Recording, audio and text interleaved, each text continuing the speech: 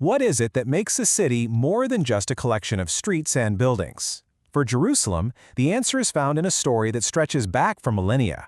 So today, we're going to dive into the source material that describes Jerusalem not just as a capital, but as the absolute center of a divine drama, a city that was chosen, fought over, and ultimately promised. So let's just jump right in with the big question. What is so special about Jerusalem?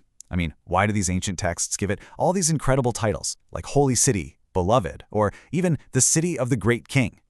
There's clearly something more going on here than just geography. To really get why, we have to look way beyond the map.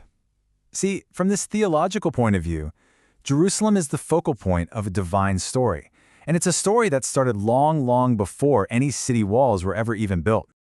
The story doesn't even begin with a city. It begins with a single, chosen piece of land. And the selection wasn't random at all. It was basically the designated stage for everything that was about to happen.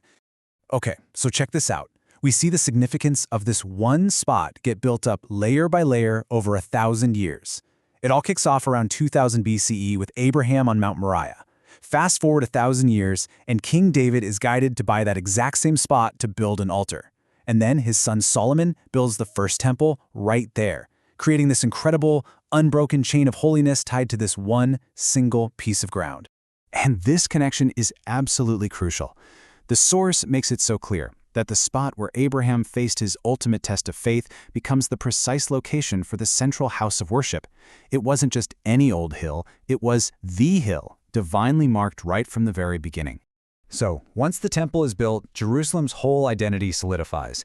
It's now seen as the physical symbol of God's presence on earth and the anchor for a divine promise. And these names you see here, they're not just poetic nicknames. Each one, from Chosen City to City of the Great King, reinforces this core theological idea that Jerusalem was specifically picked out, uniquely loved, and set apart for a really sacred purpose. And then, this divine promise gets deeply connected to a person, King David. The source really zeroes in on a covenant that his royal family and his throne in Jerusalem would last forever. This basically cements the city as the physical headquarters of an eternal kingdom.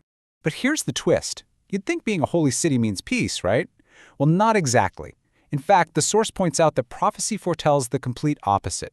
This chosen city is actually destined to become a center of intense, never-ending conflict. So this creates this incredible tension at the very heart of Jerusalem's story. On one side, you have all these forces constantly trying to conquer and destroy it. And on the other, you have a divine promise to protect and preserve it. It's this prophesied push and pull that really defines so much of its narrative. And there's this really powerful metaphor from Isaiah that just nails this idea. Any nation that tries to conquer Jerusalem is like a starving person who dreams they're having a huge feast. It feels real for a moment, but the satisfaction is just an illusion. The source suggests that any victory against the city is prophesied to be temporary and ultimately it's just not going to last. And the prophecies get incredibly specific. The book of Revelation actually points to a period of 42 months where the holy city will be trampled by its enemies. So this isn't just random conflict. It's a specific, foreseen period of intense struggle that's supposed to come right before its ultimate restoration. Okay, so all of this conflict, all this struggle, it's all building towards something. And that's this final, super important idea of a new Jerusalem, a perfect city that goes way beyond the physical one on earth. And this is a huge shift in perspective. The earthly Jerusalem, the one with all its history and conflict, is ultimately presented as something temporary.